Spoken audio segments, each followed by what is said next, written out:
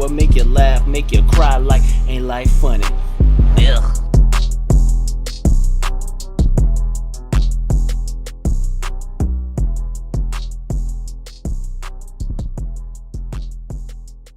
Now we hear news from all over the world. It's not your state Right. and maybe a little national news sprinkled in for 30 minutes. We're Right. getting world news, national news, and our local news all in like a shotgun blast every day. So there's nothing, you can't really concentrate on anything. That's why I don't really watch the news. I don't have cable, but I do whatever I Well, can what you're when I talking about, can. bro, what you're talking about, they've done that in like House of Cards does a really good example of that shit on one of their seasons where that's exactly what they say. It's like, oh, we'll just let it die in the media. You know what I'm saying? But Yeah. even with like we always talk about this, like me and you, we have film background, so we understand everything is manipulated on TV. Like people think the news is literally just given to them and reported. What really happens, my dad worked for Channel 4 and he worked for CBN for over 30 years, right?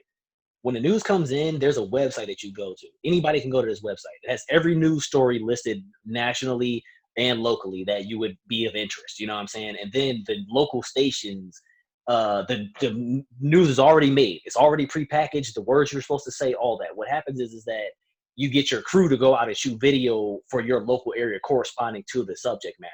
So it'll be, auto sales are dropping or whatever, right? So then like, the Wisconsin news, the Pittsburgh news, everybody will have a story about auto sales dropping. The only thing that's different is that they went to a Wisconsin dealership, they went to a Pittsburgh dealership. They'll literally say the same thing, like, if you're in a tough spot this winter, be careful because sales are dropping on cars. And the next guy on another TV station in a whole other city says the same thing. Because Sinclair and its digital news subsidiary Circa not only produce and send packages to their stations, they even write scripts that local anchors can use to introduce the pieces. For example, just this Tuesday night, anchors at Sinclair stations all over the country introduce a story about Michael Flynn like this.